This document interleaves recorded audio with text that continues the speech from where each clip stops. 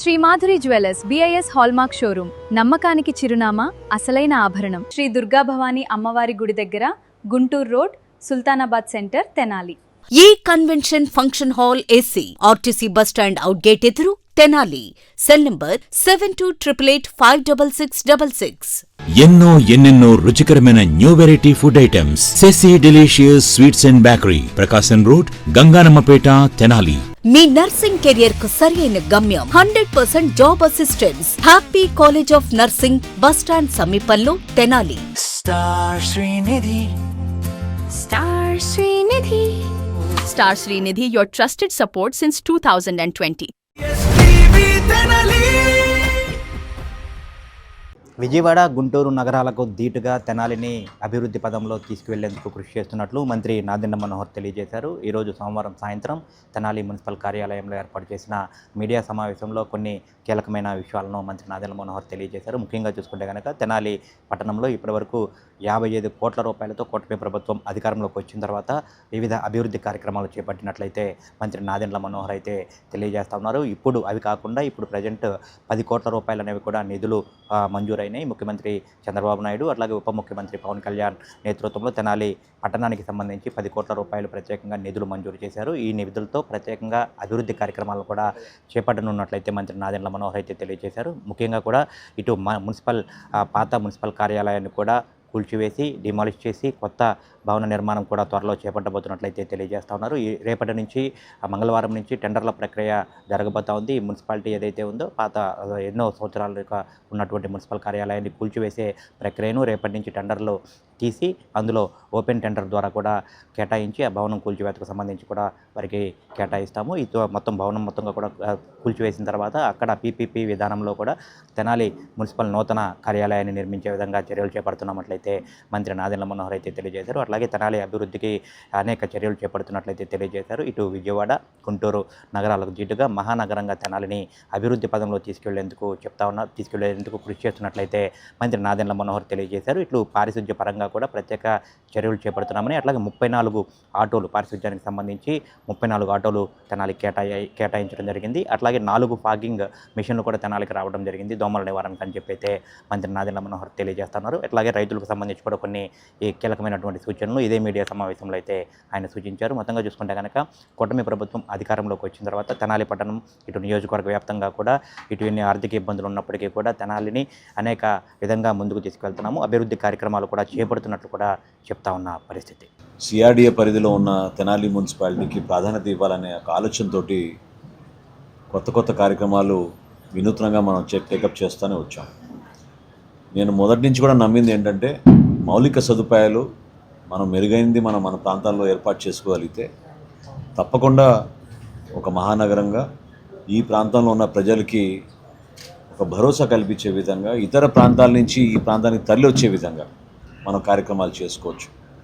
కూటమి ప్రభుత్వం ఏర్పడిన తర్వాత ఇప్పటి వరకు తెనాలి మున్సిపాలిటీలో 55 కోట్ల రూపాయలు జనరల్ ఫండ్స్ నుంచి మన నిధులు వాడి సైడ్ డ్రైన్స్ కానివ్వండి, సీసీ రోడ్లు కానివ్వండి, పార్కుల నిర్మాణం కానివ్వండి, వీధి దీపాలు కానివ్వండి, వీటన్నిటిపైన కూడా మనం దృష్టి సారించి మౌలిక సదుపాయాల విషయంలో ఎక్కడ కూడా మనం వెనకడు వేయలేదు. దానికి తోడుగా 15th ఫైనాన్స్ కమిషన్ నుంచి వచ్చిన 26 కోట్ల రూపాయల పనులు అనేక దశల్లో తెనాలి మున్సిపాలిటీలో జరుగుతూ ఉన్నాయి.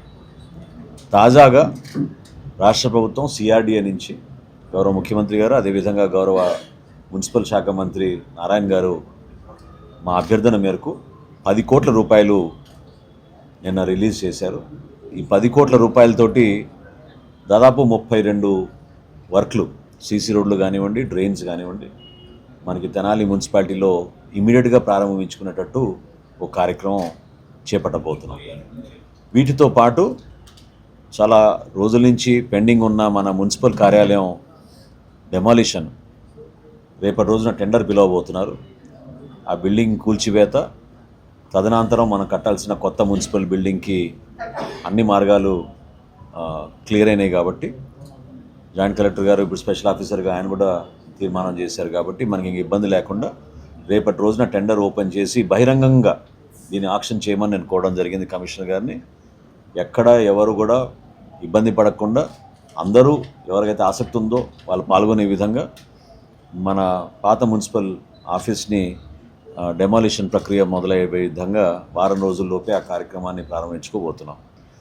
త్వరగా మనం కట్టాల్సిన నిర్మాణం అది పీపీపీ విధానంలో, అంటే పబ్లిక్ ప్రైవేట్ పార్ట్నర్షిప్ విధానంలో రాష్ట్ర ప్రభుత్వం చేపట్టిన కొత్త కార్యక్రమాన్ని, దాని డిజైన్స్ అవన్నీ కూడా గతంలోనే నేను మీ అందరికీ చూపించాను. అది రాబోయే రోజుల్లో ఆ కార్యక్రమం కూడా మనం నాంది పలికే విధంగా ముందుకు తీసుకెళ్తూ ఉంటాం. శానిటేషన్ విషయంలో ఎప్పుడు లేని విధంగా సుమారు 32 ఆటోలు మనకున్న ఈ తెనాలి మున్సిపాలిటీ పరిధిలో కొత్త ఆటోలకు 32 తీసుకొచ్చి మరొక 4 అదనంగా ఫాగింగ్ మెషిన్స్, అంటే దోమల నివారణ కోసం ఒక్క మెషినే ఉంది మన దగ్గర, అది సరిపోవడం లేదు. ఇంకో 4 మెషిన్లు మనం 4 విభాగాలుగా మనం విభజించుకుని మన పట్టణాన్ని ఆ 4 విభాగాలకి ఒక్కొక్క మెషిన్ ఫాగింగ్ కోసం, దోమల నివారణ కోసం ప్రతిరోజు ఒక వార్డులో పర్యటించే విధంగా ఏర్పాటు చేయాలని ఇప్పుడే నేను ఆదేశాలు ఇవ్వడం జరిగింది. దానికి అనుగుణంగా వాటి గురించి కూడా మనం ఇమీడియట్గా టేకప్ చేస్తాం. ఇవన్నీ కూడా ఒక కొత్త ఆలోచనతోటి తెనాలి మున్సిపాలిటీని ఒక ఉన్నత స్థాయికి తీసుకెళ్లే విధంగా, నేను మొదటి నుంచి చెప్తానే ఉన్నాను, విజయవాడకి గుంటూరుకి పోటీ పడే విధంగా మనం ఈ కార్యక్రమం చేయాలి. దానికి అనుగుణంగానే అభివృద్ధి విషయంలో కానివ్వండి, సంక్షేమం విషయంలో కానివ్వండి, ప్రణాళికాబద్ధంగా ఏదో అప్పటికప్పుడు 4 రోడ్లు వేసేసాం అనేది కాకుండా ఒక ప్రణాళికాబద్ధంగా ఖచ్చితంగా ప్రాధాన్యత ఇచ్చుకుని ఏ రోడ్లు అయితే మనం నిర్మాణం చేయాలో ఆ రోడ్లకి మనం ప్రాధాన్యత ఇచ్చుకుంటూ ముందుకెళ్తున్నాం. ఆల్రెడీ మీరు చూశారు, తెనాలి నుంచి కటేవరం నుంచి ఆటోనగర్ వరకు మనం రోడ్డు మధ్యన ఉన్న డివైడర్లో వీధి దీపాలు ఏర్పాటు చేసాం. 25 లక్షల రూపాయలతోటి ఆ రోడ్లు మరమ్మతు కార్యక్రమం కూడా ఈ వారమే మొదలు పెట్టబోతున్నాం. ఆ రోడ్లు మరమ్మతు కార్యక్రమం పూర్తి అవ్వగానే మున్సిపాలిటీకి హ్యాండ్ ఓవర్ చేసి, మున్సిపాలిటీ నుంచి ఈ సెంట్రల్ డివైడర్లో ప్లాంటేషన్ కూడా ఏర్పాటు చేసి సుందర తెనాలిగా మనం మార్చే విధంగా ఈ కార్యక్రమాన్ని ముందుకు తీసుకెళ్ళాలి. కేవలం రాష్ట్ర వ్యాప్తంగానే కాదు, మన భారతదేశమే కాదు, ప్రపంచవ్యాప్తంగా ఎల్నినో గురించి శాస్త్రవేత్తలు, అదేవిధంగా వివిధ ప్రభుత్వాల్లో ఉన్న సమాచారం మనకు అందుతున్నది ఏంటంటే, వ్యవసాయ రంగానికి కొంతవరకు ఇబ్బంది కలిగే పరిస్థితికి తప్పకుండా వస్తుందనే సమాచారం మన రాష్ట్ర ప్రభుత్వానికి కూడా అందింది. కేంద్ర ప్రభుత్వం ఇంకొక వారం రోజుల్లో పూర్తి వివరాలు తీసుకున్న తర్వాత మనకి సమాచారం అందిస్తామన్నారు. కాబట్టి మన ప్రాంత రైతులు నేను కోరేది ఏంటంటే, దయచేసి మీరు మన స్థానికంగా ఉన్న కొన్ని ప్రాంతాల్లో ఎటువంటి మనం సాగు చేయాలి, నీరు మన ఎంతవరకు వస్తుంది అనేది మీరు వ్యవసాయ శాఖ అధికారులతో ఒకసారి సంప్రదించి, పంట వేసే ముందు ఒకసారి తగు జాగ్రత్తలు తీసుకోవాల్సిన బాధ్యత మనందరిపైన ఉందని ఈ సందర్భంగా నేను మనవి చేసుకుంటున్నాను.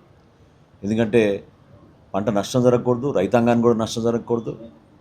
మనకి శ్రీశైలంలో కానీ నాగార్జున సాగర్లో కానీ రావాల్సినంత నీరు ఇంకా అందలేదు. మనకి వర్షాలు మహారాష్ట్రలోనూ కర్ణాటకలో కురిచినప్పుడే మనకి ఆ క్యాచ్మెంట్ ఏరియా నుంచి మనకి ఎక్కువ వస్తాయి. తెలంగాణ ప్రాంతంలో భద్రాచలంలో కురిసిన వర్షాలు మనకి గోదావరి నుంచి నదీ జలాలు కలిసిపోయే విధంగా మనకి ఉపయోగం లేకుండా పోతుంది.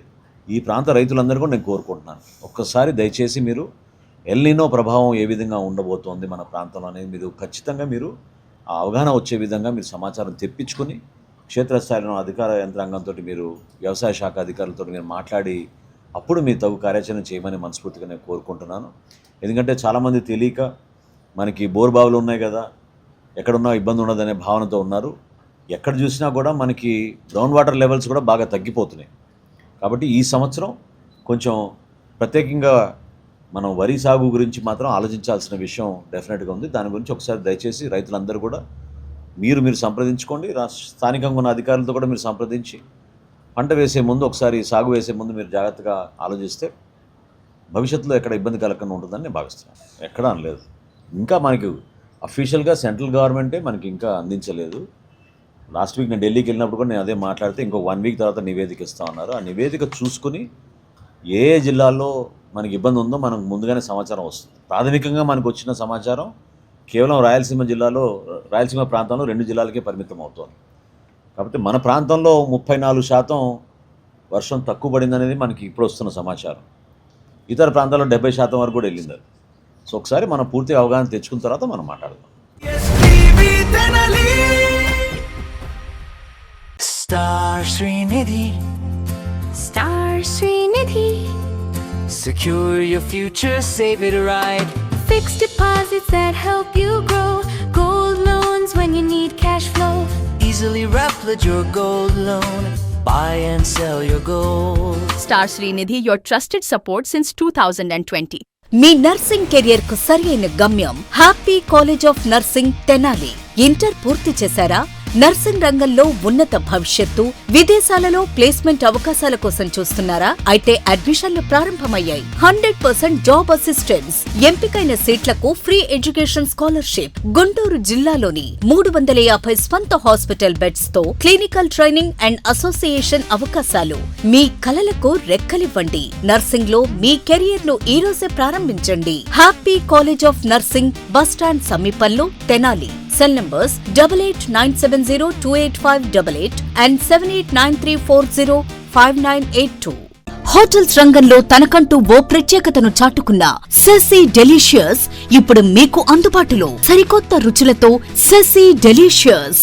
South Indian, north Indian, Chinese, bakery, desserts and ice creams, ఇంకా ఎన్నెన్నో రుచికరమైన న్యూ వెరైటీ ఫుడ్ ఐటమ్స్. సెసీ delicious sweets and bakery, Prakasam road, Ganganammapeta, Tenali. Andhra Paris తెనాలిలో అధునాతన హంగులతో మీకు స్వాగతం పలుకుతోంది ఈ కన్వెన్షన్. వెడ్డింగ్స్, రిసెప్షన్స్, ఎంగేజ్మెంట్స్, కాన్ఫరెన్స్లు, సెమినార్స్ మరియు అన్ని రకాల ఫంక్షన్లకు అనువైన వేదిక. ఈ convention function hall AC, RTC bus stand out gate ఎదురు, Tenali. Cell number 7288566666. Sri Madhuri jewellers BIS hallmark showroom, నమ్మకానికి చిరునామా, అసలైన ఆభరణం. మా వద్ద బంగారం, వెండి, అద్భుత కలెక్షన్స్, ప్రతి సందర్భానికి ప్రత్యేకమైన డిజైన్లు. మీ పెళ్లిళ్లు, శుభకార్యాలు, పండుగలు మరియు ప్రతి ప్రత్యేక సందర్భాన్ని మరింత అందంగా తీర్చిదిద్దే ఆభరణాలు ఇప్పుడు శ్రీ మాధురి జ్యువెలర్స్ లో అందుబాటులో ఉన్నాయి. అడ్రస్ శ్రీ దుర్గా భవానీ అమ్మవారి గుడి దగ్గర, Guntur road, Sultanabad center, Tenali. Phone 9160508636.